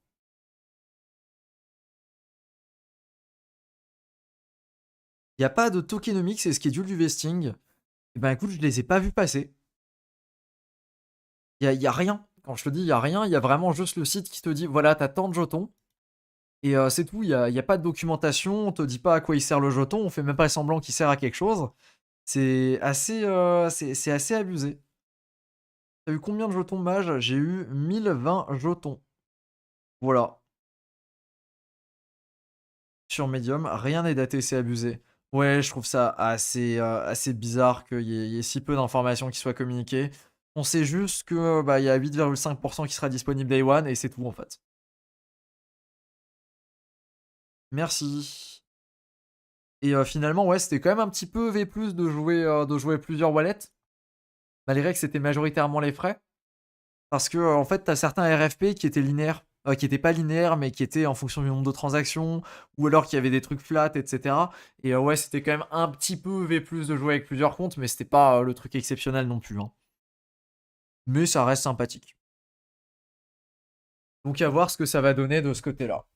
Voilà. Je voulais également revenir un petit peu sur le ZK Sync, sur l'airdrop de ZK Sync. Et on verra pour le coup si on a un petit peu plus de news. Mais je pense que Binance vont nous faire exactement la même et on aura l'information demain. Pour combien de frais dépensés? J'avais fait la somme et je crois que je suis vers. Alors si tu vas sur le Dune, hein, évidemment le fameux Dune qui calcule tes frais de transaction. Sur le Dune, je crois que je dois avoir dans les 1002, 1004 de mémoire, hein. Mais ça me paraît énorme. Et je trouve que le Dune surcote largement parce que j'ai pas mémoire d'avoir dépensé autant. J'ai vraiment pas mémoire d'avoir dépensé autant, hein, sur Layer 0. Ça me met vraiment le doute. Que j'avais traqué, je me rappelle quand j'avais fait la feuille de triche, j'avais tout checké, j'avais tout regardé et je m'étais arrangé pour payer le moins de frais possible. J'avais vraiment tout analysé et il y avait des transactions, mais je payais quasiment rien. Et j'ai du mal à voir où est-ce que j'aurais pu payer autant au total sur tous mes wallets. J'ai vraiment l'impression d'avoir payé au maximum 500 $. Pourtant, le checker me dit, enfin le checker, le Dune me dit dans les 1200, 1004. Et je sais, j'en ai discuté avec Jeton et Jeton il m'a dit mais attends, mais ça c'est juste les frais layer 0. Je suis quasiment sûr que t'as dépensé au moins 2 ou 3 fois ça. Je suis là mais non, non, non, j'ai pas l'impression. Alors peut-être que je me trompe, hein, c'est possible. Peut-être que j'ai l'impression d'avoir moins dépensé, mais là on est quand même sur un facteur assez important. Donc je sais pas. Le Dune prend le prix de l'ETH actuellement, d'où la somme surévaluée. Mais même en prenant le prix de l'Ethereum aujourd'hui, je trouve que c'est. Ouais, non, Quoique, si tu considères qu'il est un x2, x3, ça me paraît cohérent en vrai. Mitosis époque 4 ouverte. Ouais, je l'ai vu, je l'ai pas encore mentionné, mais effectivement, il y a la dernière étape enfin, la dernière époque de Mitosis qui est ouverte. Effectivement. Elle est ouverte, elle est ouverte, il n'y a pas de cap pour celle-là. Donc, ouais, effectivement, on le mentionnera et ce sera très probablement dans la newsletter de samedi aussi. Donc, effectivement, il y a un truc à faire sur Mitosis. Voilà, pour ceux qui voulaient poser, qui ont reçu des jetons, peut-être par exemple par rapport à ZK Sync.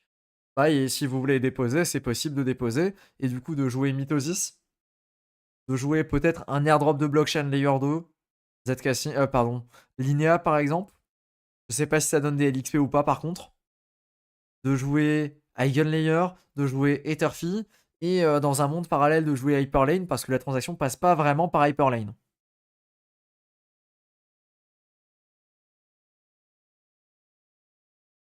Donc voilà, aussi c'est une possibilité pour Mitosis. On en parlera sûrement dans la newsletter de samedi, ou alors je referai un tweet peut-être demain ou après-demain. J'avoue que c'est pas trop mon sujet en ce moment là, je suis vraiment à fond dans Layer 0.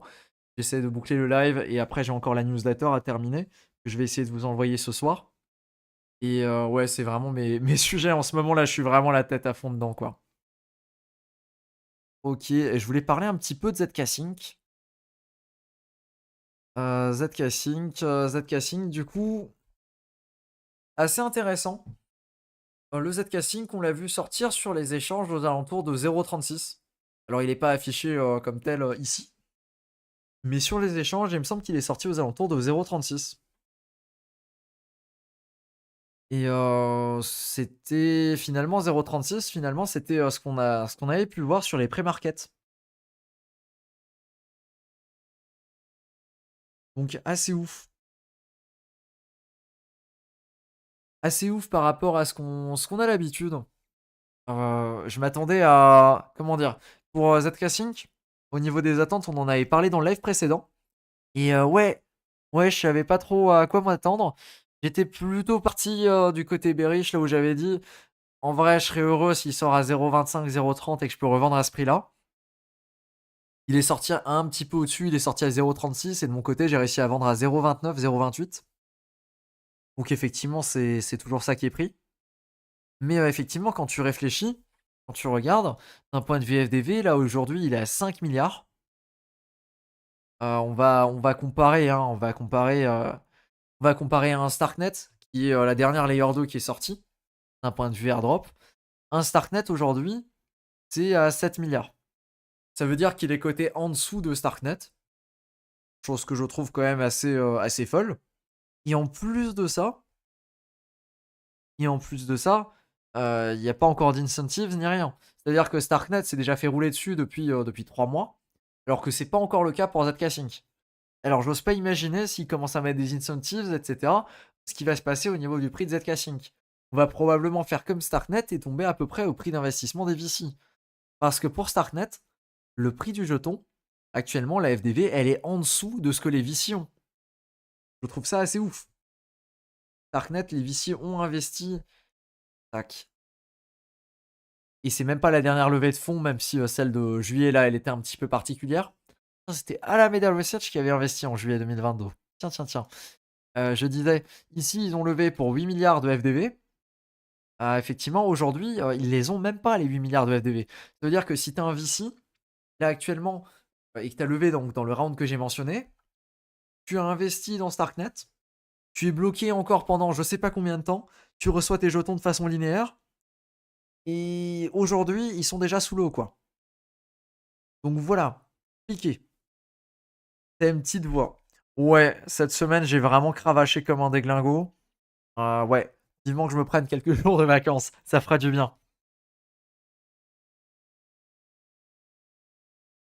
J'ai pas compris pour Mitosis, comment ça on farm Etherfi? Quand tu déposes sur Mitosis, tu déposes du Wrapped Ethereum, du coup, la version d'Etherfi. Si la valo Zcasing qui était correcte et qu'on met ça sur 0, on est mal. Non, parce qu'ils ont levé plus. Ils ont levé à une FDV supérieure. Ça passe par leur jeton ou contrat. Par leur jeton, du coup. En fait, il est sorti à 0,28 sur Binance, mais 1 heure après les autres échanges. Oui, il est sorti bien plus bas. Sur les autres, il est sorti un petit peu plus haut, oui. Oui, ces airdrops quand même, tout ce temps investi et perdu en mono wallet, j'aurais été plus up en investissement sur des alts classiques. Oh là, t'as vu la gueule des alts en ce moment? T'as vu ce qui se passe sur les alts en ce moment? Je voudrais pas avoir une position sur les alts en ce moment, hein.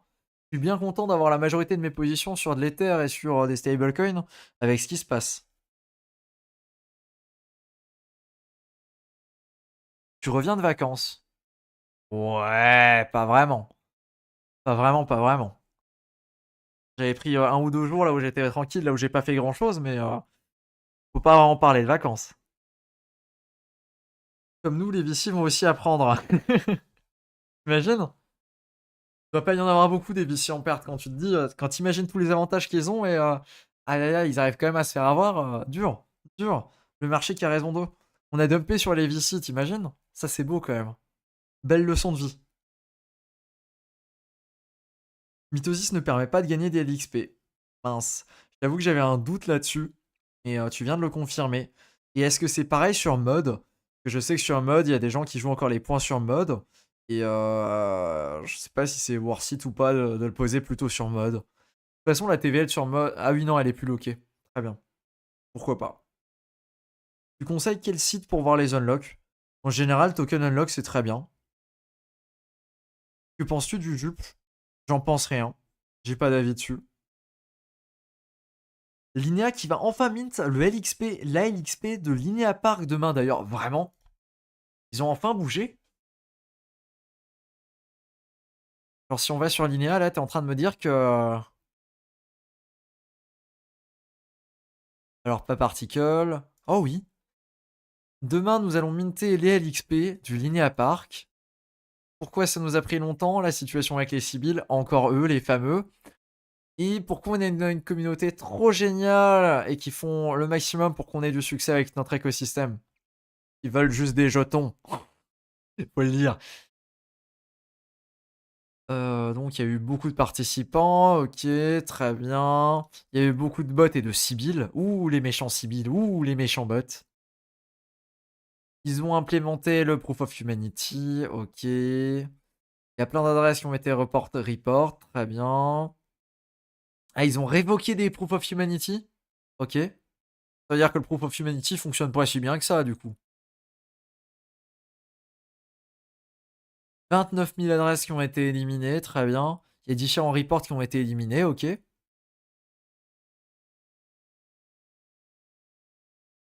Ok, donc ils sont bannis à vie des autres Proof of Humanity, ok, très bien. Ils ne vont pas recevoir du LXP, ce qui est normal en fait. Ce sera minté demain. Et on verra très probablement ça demain. Les gars, c'est une folie furieuse ce qui se passe cette semaine. Et encore, vous n'êtes pas prêts. Parce que vendredi, il y a le DLC d'Elden Ring qui sort. Ah, vendredi, vous me verrez pas, hein. Vendredi, je serai quelque part dans l'entreterre à la recherche du nouvel arbre, l'arbre déchu, je crois. Et ouais, vous me verrez pas vendredi, hein. Très clairement. Il me semble que Mitosis ne donne pas de points sur mode. C'est probable. Et je trouve ça un petit peu nul parce qu'il te donne le choix en fait de sur quel réseau tu veux poser. Mais c'est un petit peu dommage que tu bénéficies pas des avantages du réseau alors que ta liquidité est très clairement dessus. Linéa, ouais, j'y crois pas trop, hein. Linéa, vu comment ça va être dilué, vu le nombre de personnes qui sont dessus. Et surtout depuis qu'ils ont fait un truc assez fourbe, c'est que maintenant, en fait, vu que ça dépend de la liquidité, jusqu'à présent, on était vraiment sur, un truc qui était globalement fair, jusqu'au Linéa Park. À partir du Linéa Park, ça a quand même commencé à bouger. Là où ils ont permis aux gens de faire du referral, donc j'en ai bénéficié. Là maintenant, ils font la même chose avec la prochaine campagne, la campagne The Surge, là où tu peux faire du referral, plus tu es dilué par les gens qui ont des sommes folles sur Linéa. Plus il y a quelques critères qui sont un petit peu particuliers. Donc ouais, je pense qu'on va être max dilué, hein, très clairement. Très clairement. Je pense que ça va être dilution max suite à ces deux campagnes-là. Là où les premières étaient vraiment 100% fair, il y avait pas d'entourloupe. Sur les deux dernières là, c'est vrai que ça commence à être bizarre, hein. Donc je sais pas ce que ça va donner Linéa, mais ouais, j'en attends pas grand-chose. Et surtout, j'ai l'impression que plus on a de layer 2 qui lancent, et plus la valorisation des layer 2 dans son ensemble sont en train de diminuer. Parce que les gens se rendent compte qu'avoir une layer 2, c'est pas si exceptionnel que ça.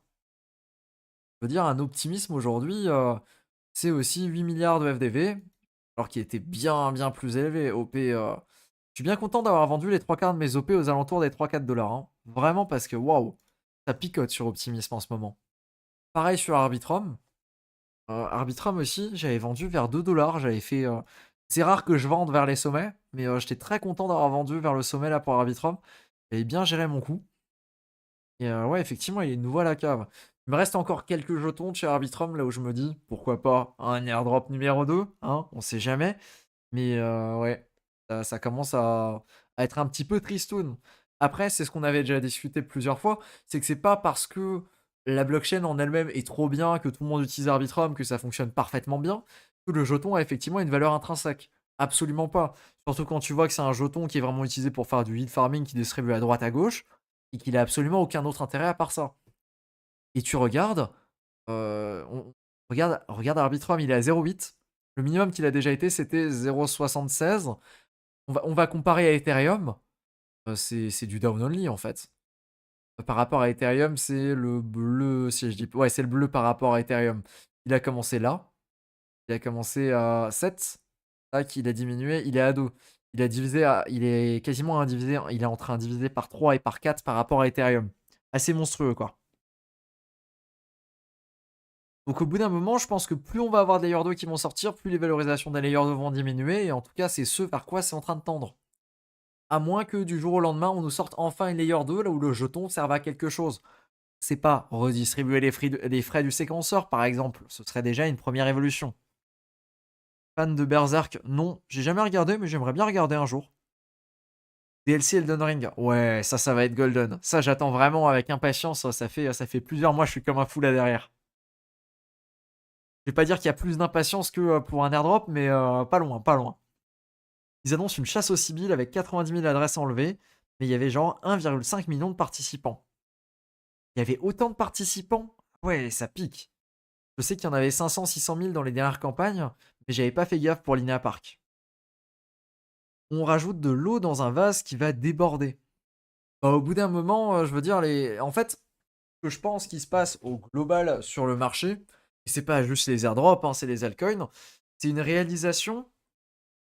C'est une réalisation que la majorité des jetons ne servent pas à grand chose et sont uniquement là pour les VC. Mais je veux dire, c'est de pire en pire. Par exemple, là, tu vois Layer 0, ils se cachent même pas. Layer 0, ils se cachent 0.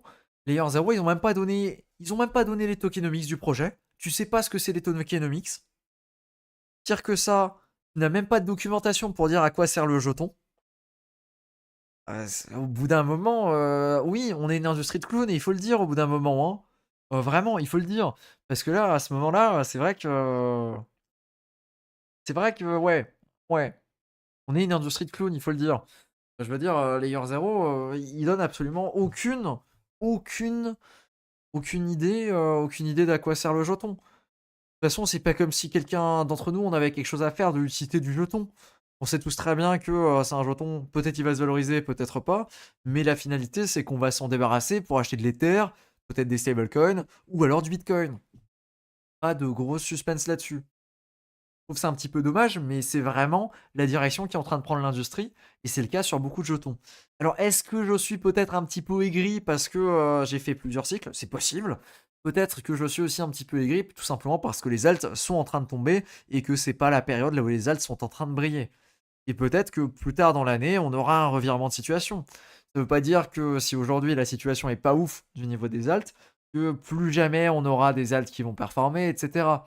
On le voit en ce moment, il y a certains meme coins qui s'en tirent pas trop mal, j'ai l'impression. Tu regardes le PP The Coin, il est ici. Tu regardes, voilà. Effectivement, il est tombé depuis mai, mais il n'est pas tombé depuis mars comme la majorité des jetons, et il tire pas trop la gueule. Tu compares par rapport à Ether, voilà, ça fait pas la gueule. Alors évidemment, c'est peut-être abusé de prendre toute la partie là où il valait que dalle, donc on va partir à partir d'ici, mais c'est quelque chose de crédible. Et effectivement, je comprends qu'il y ait de plus en plus de gens qui sont enclins à investir dans les mêmes coins, parce que quand tu te rends compte que tous les jetons qui ont des fondamentaux double guillemets, ben ils ont pas plus de valeur, ils ont pas plus d'utilité que quoi que ce soit d'autre. Regarde le jeton Arbitrum. En quoi il est corrélé à Arbitrum? En rien.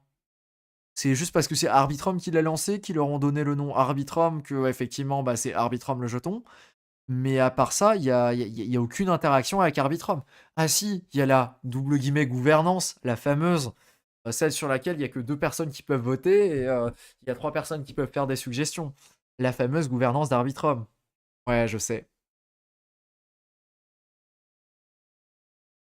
Les VC qui doivent s'arracher les cheveux quand ils voient Brian toutes les 5 minutes.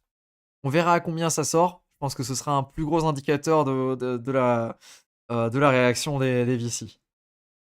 C'est un meme coin layer 0. Ça a moins d'utilité qu'un PP presque. Je suis mauvaise langue. Brian a dit, a priori, normalement, on pourra quand même s'en servir pour payer moins cher les frais de transaction sur layer 0.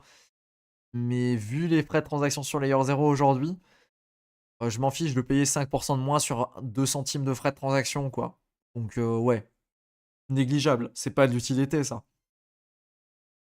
Après, il y a une vraie fragmentation de la liquidité en ce moment sur le marché. Compliqué d'avoir des valos up only. J'avais vu un tweet qui disait qu'aujourd'hui, on a 5 fois plus de jetons qu'en 2021. Il y a 5 fois plus de jetons qui existent qu'en 2021. Je le répète. Vraiment, c'est monstrueux. Ce qui explique aussi qu'on a une dilution qui est bien plus forte à droite, à gauche, entre tous les jetons qui sortent, les vieux jetons, etc.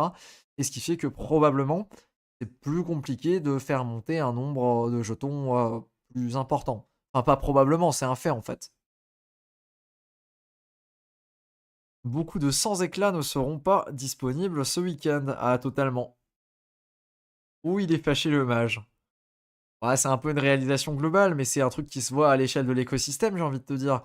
À un moment, il y avait qu'une faible partie des gens qui étaient au courant de l'entourloupe, si tu veux que je te dise. Mais là, j'ai vraiment l'impression qu'il y a de plus en plus de gens qui sont au courant de ça. Et même des mecs qui ont débarqué il y a quelques mois, ils se rendent compte, mais attends, les jetons, ils servent à rien. Pourquoi j'achèterais des alts? Je vais juste acheter de l'Ether, du Bitcoin, des stables. Je vais farmer avec ça. Let's go, c'est la recette. Si t'as le temps et que t'as pas envie de prendre trop de risques, aujourd'hui c'est le game. C'est vraiment être en Bitcoin, en Ether, en stablecoin, maximiser ce que tu peux maximiser là-dessus. Tu prends quasiment pas de risques. Tu vas pas te faire rect sur les alts. Je pense que c'est ouais, mon plan. La plupart des tokens aujourd'hui n'ont aucune justification à exister. La plupart des produits style IA ou GPU lending pourraient très bien fonctionner en stable, oui. Mais ça fait pas d'argent au VC, donc ça fait pas d'argent au VC, tu peux pas distribuer d'incentives, etc. Donc t'es emmerdé. Voilà, c'est tout simple. C'est pour ça que la majorité des jetons existent. Franchement, on n'a pas déjà atteint une FDV de limite pour l'ensemble des layers 2. À chaque nouveau layer de lance, la FDV de l'ensemble des layers 2 est diluée. Je pense que c'est le cas. Je pense que c'est le cas et qu'on atteint vraiment, vraiment une limite. Peut-être que ça pourrait repartir si bah, le marché repart à la hausse au global, mais effectivement, ça risque d'être compliqué. Je veux dire, même un optimisme qui a très bien performé jusqu'à présent, très bien, hein, j'exagère peut-être, mais globalement, par rapport à tous ses confrères Layer 2, il a très bien performé ça. Donc ici, tac, on compare maximum Ethereum, tac, voilà, par rapport à Ethereum, tac, donc on était ici, on est à plusieurs 0,17, hop, maintenant on est à plusieurs 0,15. Donc on est down. On est moins down que la majorité des autres alts et encore moins down que un certain Arbitrum par exemple qui fait vraiment la gueule. Mais sinon les performances sont pas exceptionnelles pour avoir détenu ce jeton là depuis le début quoi. À moins que tu as chopé les airdrops parce que tu faisais de la gouvernance, là effectivement là ça justifie. Mais c'est rétroactif, c'est-à-dire que t'étais pas au courant de ça avant. La gouvernance à bon dos, la gouvernance c'est vraiment un argument marketing. Aujourd'hui ça marche plus de dire mon projet, mon jeton il fait de la gouvernance. Ça marche plus. Enfin, les gens sont pas bêtes, ils savent que mon projet fait de la gouvernance. Mon jeton, sa seule utilité, c'est la gouvernance. Les gens savent que le jeton ne sert à rien. J'ai pas entendu si t'as rep, mais du coup, on peut toujours rentrer sur Layer 0 ou c'est trop tard. Alors, malheureusement, si tu essayes de débarquer sur Layer 0 aujourd'hui, tu ne vas pas jouer Layer 0 l'airdrop qui sera là demain, mais tu vas jouer l'airdrop numéro 2 de Layer 0 qui sera dans un an. Techniquement, oui, voilà, tu peux pas faire plus que ça. Voilà. Ça donne. Si tu as envie d'attendre un an pour récupérer des jetons qu'on va dumper comme des sagouins demain, pourquoi pas. Sinon, compliqué. Compliqué. Zcasing, c'est trop tard. Ouais, Zcasing, c'est un peu trop tard. Ouais, quand même. Ouais, tu peux en acheter. Hein. Il me reste, allez, 5% de mon airdrop si jamais tu veux faire bump un petit peu le bag. Voilà, je dis pas non, mais. Rentrer, jouer le airdrop, tu peux toujours, il y aura plusieurs airdrops, mais si tu parles d'acheter le jeton, ce sera demain sur les CEX. Ouais, exactement. On rigole, mais ce sont des jetons IA des pins qui reprennent le mieux là. Ouais, c'est un peu la narrative du moment quand même. Qu'on trouve ça bien, pas bien, peu importe, c'est un peu la narrative du moment et ça fonctionne bien, quoi. Je suis pas trop fan de ces trucs-là, je me suis jamais trop intéressé, mais effectivement, je sais qu'il y a plein de gens qui ont fait des performances et je leur souhaite, tout le bien du monde, tous les dollars du monde qui puissent leur tomber dessus. Juste pas oublier de retirer avant la fin du boule, mais ça, c'est une autre problématique, on va dire. Donc voilà un petit peu là où on en est dans cette situation. Je voulais parler vite fait aussi de Mitosis. Hop, on l'a ici. Donc on nous avait dit que c'était la saison 4. Tac. La saison 4 a effectivement démarré et on a le blog post. On va regarder le blog post en entier. C'est plus simple. Il n'y a pas de blog post? Ok. Il y a un tweet. Ce sera très bien. Alors, il n'y a pas de limite de dépôt sur les réseaux, donc tu peux déposer autant que tu veux. Les dépôts sur Optimisme et sur Manta sont suspendus. Ah ouais? Pourquoi? Je veux des réponses, s'il vous plaît. Et c'est tout? C'est tout? Pourquoi?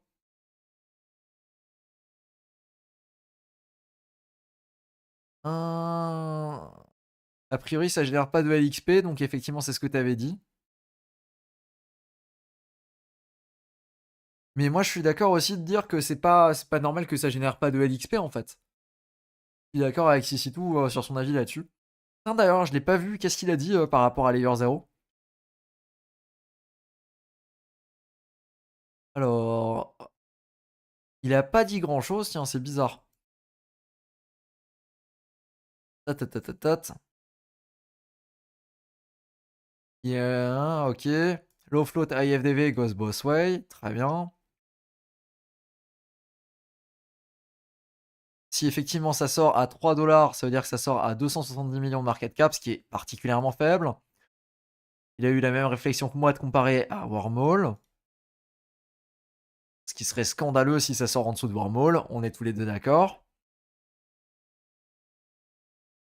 La parité implique un fois 2,47. Je sais pas d'où il le sort. La parité avec Wormhole, je suppose.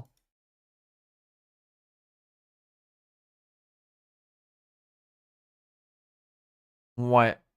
Il a l'air d'être assez bullish dessus. Je sais pas si c'est pour nous dumper dessus ou pas. Je pense vraiment que ça va dépendre de la valorisation à laquelle ça sort.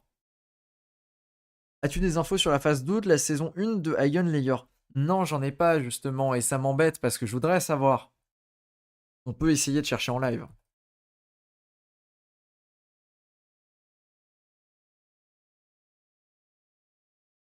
On peut essayer de chercher en live et de trouver ça. Ce qui me semble que c'est disponible sur le checker pour les gens qui y sont concernés, mais je ne suis pas sûr de cette information. Et comme dit, ce matin, il y a déjà quelqu'un qui m'a demandé, et je ne sais pas, je ne suis pas au courant. Je l'ai vu passer, mais je voudrais avoir la validation. C'est quoi? C'est Iron Layer Phase 2, j'imagine? Twitter est nul en recherche, donc je pense que c'est pas bon, mais on sait jamais. Ah, ah bah si, c'était ça qu'on avait vu. C'était ça le tweet que j'avais vu. Donc la phase 2 de l'airdrop, donc la phase 2 de la saison 1 d'Igon Layer, on peut pas faire plus simple hein, pour expliquer des trucs évidemment. Elle arrive très bientôt, elle sera disponible la semaine prochaine, sachant que ça a été publié le 14 juin et qu'on est le 14, et sachant que ça a été publié le 14 et qu'on est le 19, est-ce que le 14 c'était cette semaine? Non, le 14 c'était la semaine dernière, ce qui veut dire que vraisemblablement on devrait avoir plus d'informations cette semaine. Il continue de travailler avec les gens qui sont responsables des LRT pour s'assurer que ça fonctionne bien et que tout le monde puisse récupérer ses jetons Eigen. Voilà. Voilà, voilà. Donc, a priori, plus d'infos cette semaine. Sachant qu'on est déjà mercredi, ça veut dire soit demain jeudi, soit après-demain vendredi, très probablement. Salut, j'ai 1000 marks sur Scroll. Est-ce que c'est beaucoup? Ouais, c'est déjà pas mal, 1000 marks.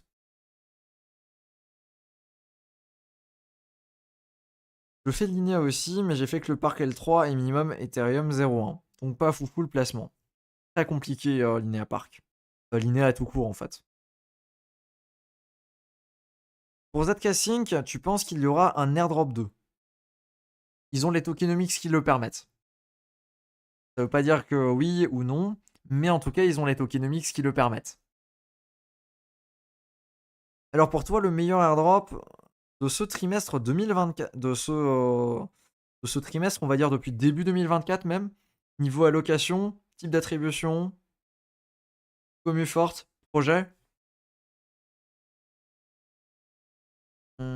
Semestre, ouais, hein. Ouais, je pensais bien que tu disais semestre aussi pour premier semestre. Hmm, En meilleur airdrop, franchement, n'hésitez pas à mettre en commentaire, enfin à mettre dans le chat aussi ce que vous pensez. Je dirais très clairement ZK Sync. Ça va pas faire l'unanimité parce qu'il y a des gens qui sont pas éligibles et des gens qui n'ont pas reçu beaucoup. Mais pour moi, c'est ZK Sync qui a effectivement le mieux géré sa chose.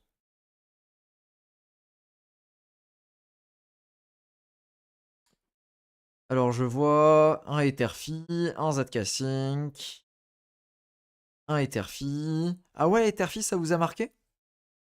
J'ai un petit peu chopé sur Etherfi, mais ouais, non, si j'avais quand même chopé quasiment un Ether. Pour vraiment pas avoir fait grand chose, c'est vrai que c'était assez ouf. Quelle sera la méta post-airdrop? Drift, ZK Sync aussi. Les meilleurs airdrops sont souvent ceux qui font le plus de déçus. C'est un peu paradoxal, mais c'est vrai parce que si t'es pas éligible et que c'est le meilleur airdrop, t'es un petit peu très déçu en fait. Tensor et Etherfi. Tensor, c'est vrai que c'était vraiment pas dégueu pour le faible niveau d'activité. Si t'as vendu Day One, c'était vraiment très bien. Wormhole, qui était très très cool si t'avais le rôle sur Monad, mais on était quasiment personne à l'avoir. Euh, j'ai un toujours deck de pas avoir vendu mon Tensor, pardon, pas mon Tensor, mon Wormhole Day One. Je suis toujours deg à ce niveau-là. Je l'ai vendu un peu tard. Mais bon, ça se prend, hein, c'est toujours de l'argent gratuit. Pour avoir chopé un rôle dessus sur Monad, c'est vraiment gratuit.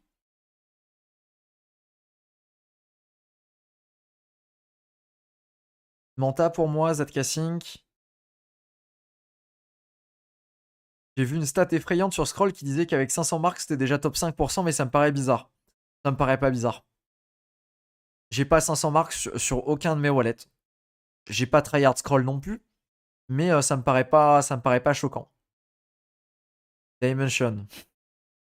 Ouais, Dimension, c'est des trucs que t'attends pas et qui tombent quand même, donc c'est marrant. Sur Atom, belle déception Polyhedra. Polyhedra, c'était plutôt un airdrop pour jouer Layer 0. Wormhole et ZK Sync pour moi. Franchement, en tant que real user, ZK Sync est 0, nul. Je ne sais pas vers quel futur airdrop me diriger personnellement. Venom best airdrop. Non, ça c'est un troll. Ça c'est pas possible. Ça tu peux pas dire. Je trouve ça juste dommage qu'il n'ait pas valu en plus les utilisateurs via les fees ou les jours 1. ZK Sync. Sérieux, je pensais être late avec en moyenne 600 sur mes wallets. Non, c'est bien 600. Prochain step, c'est symbiotique. Ouais, faut que j'en parle aussi. 2030 marques sur Scroll, mais depuis que j'ai posé sur AV, il n'y a plus rien. Je sais pas si AV est traqué dessus. J'attends vraiment Zeta Chain avec impatience. Zeta Chain, il n'y a pas grand monde. Hein.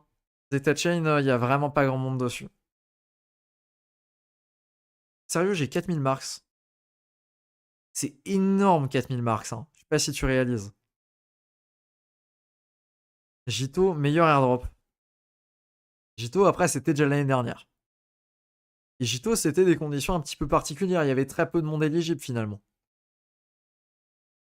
Je trouve pas de rank, mais ce serait ouf. Wormhole en termes d'effort récompense. Ouais. Point de vue effort récompense, pour les gens qui ont été éligibles à Wormhole, vraiment Wormhole explose tout. Il n'y a pas débat. Le nombre de personnes qui ont fait un bridge random et qui ont chopé 1500 $ en jetons, je trouve ça aberrant. Stark m'a régalé. Starknet, franchement, Starknet, il était pas moche. Hein. Il y a eu énormément de critiques sur la drop de Starknet, mais franchement, il était pas moche. À quoi ça sert les points sur Iron Layer? Ça sert à redistribuer les airdrops, tout simplement. Tu penses qu'il y aura encore d'autres beaux airdrops comme ZK Sync? C'est très probable, ouais. Ouh, je vois un Nostra is the endgame. On voit les connaisseurs. Ikubo et Nostra. Limite, limite. Sur ton wallet principal, tu as combien de marques sur Scroll? J'ai pas spécialement joué Scroll. Je crois le plus gros wallet que j'ai, je dois avoir 400 marks. Après, c'est largement sous-coté parce que j'ai aussi beaucoup de fonds sur la DeFi et que les fonds sur la DeFi sont pas comptés. Si ça se trouve, j'en ai plus. Mon plus bel airdrop, c'est grâce à mon Oteiko 3K token. Joli. Base sera le best airdrop all time. Si Base fait un airdrop, ouais, il y a moyen. Il y a moyen. Il y a moyen que ce soit monstrueux. Sous-côté pas Base, hein, franchement, faites un petit peu d'activité dessus, laissez des fonds, etc. Vraiment, ça vaut le coup. J'espère que juste que Scroll sera remercié les utilisateurs du testnet. Je suis grave early. Ou en général, quand c'est des Layer 2, ça reward pas le testnet. Starknet m'a régalé. Hyperlane, les gens sont pas prêts. Hyperlane, je trouve qu'il est un peu trop chillé en ce moment. Zeta Chain, j'ai eu le combo Scroll, Stone et Linia et mes Ethers sont pas bloqués. Bonne stratégie. Je joue comment Scroll. Scroll, actuellement, il y a une vidéo sur la chaîne qui est vraiment pas déconnante. La vidéo date, hein, mais globalement, il n'y a pas 50 nouvelles stratégies qui ont été déployées dessus. C'est Scroll, comment faire top 5%. Juste ici, je te la mets, je te la colle. Hop. Je trouve que c'est pas déconnant. C'est pas à 100% à jour. Et effectivement, bah, vous m'avez demandé aussi sur la newsletter de sortir vraiment des articles dessus. J'ai pas encore eu le temps de le faire. Là, avec ZK Sync plus Layer 0, j'ai vraiment pas eu le temps de le faire. Et je bosse là-dessus. C'est des sujets que j'aimerais bien sortir plus en détail et faire l'équivalent de feuille de triche, ouais, totalement. Si base airdrop, ce sera ultra dilué. C'est une possibilité aussi. Est-ce qu'on va manger sur Svel? J'y crois pas trop. J'y crois pas trop, franchement. Svelte, ça fait super longtemps que ça tourne. Ça fait super longtemps qu'il tourne autour du pot. Ouais, dur.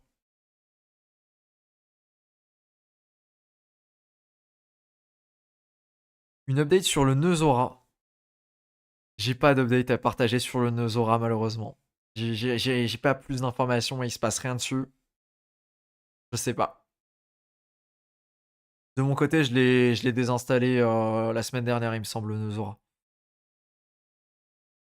Je vois pas trop l'intérêt encore aujourd'hui. D'ailleurs, faudrait que je fasse une annonce ah, sur le Discord, juste pour mettre tout le monde au courant. Mais ouais, je l'ai désinstallé le Neuzora. J'ai vraiment du mal à voir aujourd'hui ce que ça va. Après, sur les nœuds en général, j'ai une mauvaise vision sur les nœuds, je sais, mais ouais. Pas trop mon game, les nœuds. Toujours smart de débuter Scroll. Le problème de Scroll, en fait, c'est que c'est un modèle à points. Et les modèles à points, en général, t'as tout le monde qui est éligible. Ça risque de faire comme un layer 0, là où t'as je sais pas combien de millions de wallets qui sont éligibles, en fait. Scroll va rewarder les LP rétroactivement. Oui, je suis d'accord avec ça. Hyperline, je comprends pas, j'ai fait 5-10 transactions sur Nexus. Il ne me l'affiche pas. C'est normal. Si tu fais des transactions qui sont entre l'écosystème Cosmos, il ne te les affiche pas dessus. Superform, c'est pareil. Les gars, visez pas les classements hein, sur des trucs en LP, là où il faut provider de la liquidité, visez pas les classements, regardez les points. Si le mec qui est number one, il a 80% des points, t'as beau être deuxième, tu vas rien choper. T'as beau être très bien classé, tu vas rien choper. Il y a 2 Explorers ou c'est moi pour Hyperlane, non, il y en a un. Ouais, c'était aujourd'hui le live avec Abdel, mais on l'a reporté au final. Airdrop de Layer 3, il peut être pas mal. Ouais, mais trop tard à mon avis de commencer aujourd'hui. Je joue Karak. J'aimerais bien, mais non. Quelqu'un se souvient d'Orbiter. Il y en a encore qui sont perdus, qui sont à la dérive, qui chassent orbiteurs. Je sais pas où ils sont aujourd'hui.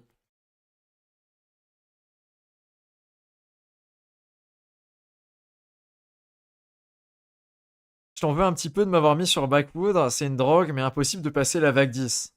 Mais t'as vu les guides que j'ai fait sur Twitter? En vrai, les guides sont pas mal. J'avais fait ce guide-là. Ça va pas être trop loin. Après, ça dépend si tu joues en hardcore ou en normal. Si tu joues en hardcore, je comprends. Mais si tu joues en normal, tac, tu prends le guide là. Et normalement, ça devrait t'aider énormément. Vraiment, moi, ça m'a beaucoup aidé. C'est exactement ce que j'ai fait. Et ça fonctionne très très bien. Odos, tu penses qu'il y aura un token? Ouais, mais je pense que ce sera méga dilué et qu'on n'aura pas grand chose. Ni mon wallet Kepler ni EV, mais recensé sur leurs explorers. T'as essayé de faire une transaction avec Merkly par exemple pour regarder?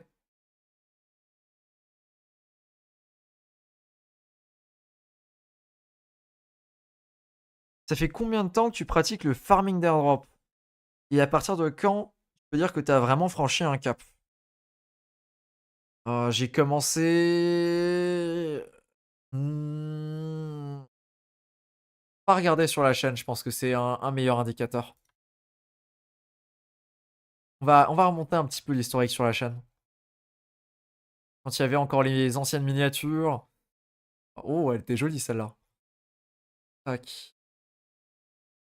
On va remonter l'historique et on va voir à peu près à partir de quand j'ai commencé à parler airdrop.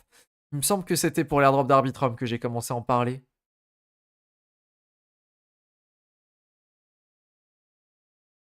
Ça remonte à quand? Airdrop, ne plus les louper. Arbitrum airdrop. Passe pas à côté, version à jour. Je crois que ça doit être dans. Non, airdrop layer 0. Cet airdrop crypto confirmé. Oh, la vidéo avec Plush, là où j'avais. Exceptionnel les pupites. Tatatatat. Jusqu'où ça remonte, layer 0? Non, là je crois qu'on est. Là je crois qu'on est trop loin. Là c'est des trucs. Ouais. C'est avant que je parle d'airdrop. Je crois qu'une des premières vidéos sur les airdrops, c'était effectivement la vidéo sur Optimisme. C'est bien celle-là que j'avais en tête. Vidéo qui d'ailleurs n'a absolument pas payé parce qu'on n'a toujours pas la suite de ça. Et donc j'ai commencé à en parler en septembre 2022. Et c'était un moment là où il y avait des quêtes sur Optimisme. Quêtes qui sont toujours live mais qui n'ont plus... Ah non, elles sont plus live du tout. Mais qui n'ont toujours pas eu de récompense d'ailleurs. Et qui sont régulièrement encore mentionnées sur le Discord d'Optimisme comme il y aura peut-être un truc un jour. Mais on n'a toujours pas eu de récompense. Et pour te dire, ça date. Hein. Ça remonte de septembre 2022. C'est aussi à peu près à ce moment-là que j'ai commencé à expliquer bah, c'est quoi un airdrop. Cet airdrop confirmé, la suite de l'airdrop d'optimisme. La première vidéo sur Layer 0, qui date aussi de cette période-là, qui date aussi de novembre 2022. Voilà. Donc c'est à peu près à cette période-là que j'ai commencé effectivement à mettre vraiment dedans. Et comme dit, bah, j'avais chassé du coup du Arbitrum, de l'optimisme pour peut-être un autre airdrop d'optimisme, et également du Arbitrum et du Layer 0. Voilà, c'était vraiment, vraiment mes tout débuts.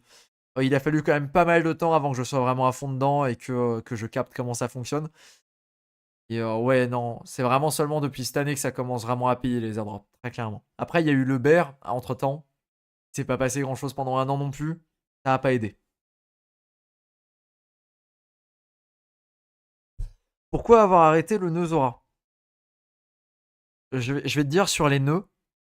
Sur les nœuds, je suis un très mauvais indicateur parce que j'en ai très vite marre des nœuds en fait.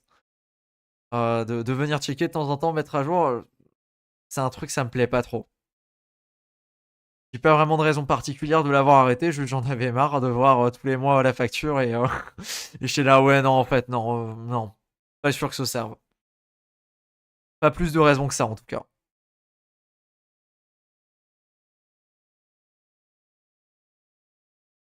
Tout le monde a FUD Prime Protocol. Je suis toujours top 1 à 2% sur 4 wallets. C'est génial d'être top 1 à 2% sur Prime Protocol. Sauf qu'il y a un truc que tu n'as peut-être pas vu, C'est que même si effectivement il y a un airdrop, déjà tu es en train de te faire diluer parce qu'ils ont annoncé que, ils ont lancé un perps totalement random et les points seront partagés avec les gens qui ont des points sur le perps. Déjà tu te fais méga diluer comme ça. Mais en plus de ça, tu te fais également méga diluer parce que est-ce que tu as vu les stats? Est-ce que tu as vu que, les 10 premiers wallets ont plus de 70 de tous les points en circulation? Est-ce que tu l'as vu ça? Non parce que c'est le cas en fait. Les 10 premiers wallets ont plus de 60 des points en circulation. Voilà. Quasi sûr que Prime sera linéaire, il y a pas besoin d'aller plus loin. Plus, toutes les listes des choses, assez douteuses qu'ils ont fait que j'ai pas arrêté de parler et un jour, il faut que je les tacle avec un tweet parce qu'ils ont toujours pas remboursé des gens, qui se sont fait hacker à cause de eux, en 2023 et c'est pas cool de leur part, alors qu'ils avaient dit qu'ils allaient le faire. Faut encore que je fasse un tweet sur Prime. Mais il y a trop de trucs en ce moment, j'ai pas le temps, c'est horrible.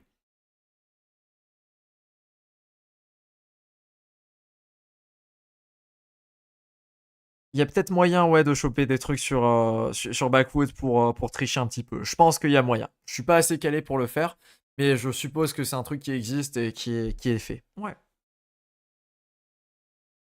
J'ai vu les guildes, mais avec 4 parties par jour, c'est tendu de progresser. C'est vrai que j'ai pas mal galéré, mais je pense que les 10 premiers jours là où j'ai joué, j'ai vraiment pas mal galéré. Non, j'ai fait que Nexus, c'est pour ça, du coup, toutes les transactions que j'ai faites étaient dans le vent. Pour Hyperlane, du coup, ils demandent. Non, je pense pas, c'est juste qu'elles apparaissent pas sur l'Explorer et c'est indiqué quand tu checkes la documentation que les transactions qui passent par l'écosystème Cosmos, elles apparaissent pas sur l'Explorer. Les fonds en LP ne comptent pas pour les marks sur Scroll. Non, actuellement, les fonds sur Scroll, les fonds en DeFi sur Scroll ne comptent pas pour les marks. Mais par contre, je pense qu'à la prochaine mise à jour, ce sera le cas. C'est vraiment. Actuellement, ça compte pas, mais je pense que ça va être mis à jour et ça va compter. Et mesdames et messieurs, je viens de voir qu'il est déjà 19h40 et on va s'arrêter ici pour aujourd'hui parce que je dois encore terminer le mail pour la newsletter et j'aimerais bien le sortir avant 20h30, 21h. Je garantis pas que ce sera le cas, mais je vais faire mon maximum pour que ce soit le cas et pour que vous le receviez à temps et que ce soit pertinent parce que si j'envoie demain matin à 8h, ça sert un peu à rien quoi. Voilà donc pour le plan d'action. En tout cas, merci de m'avoir suivi aujourd'hui. On se dit à très très bientôt pour la suite de l'aventure. Peut-être pas vendredi parce qu'il y a Elden Ring. Peut-être samedi, je sais pas. On regardera pour une prochaine vidéo. J'ai plein de vidéos encore en tête, notamment avec les testnets que je veux sortir.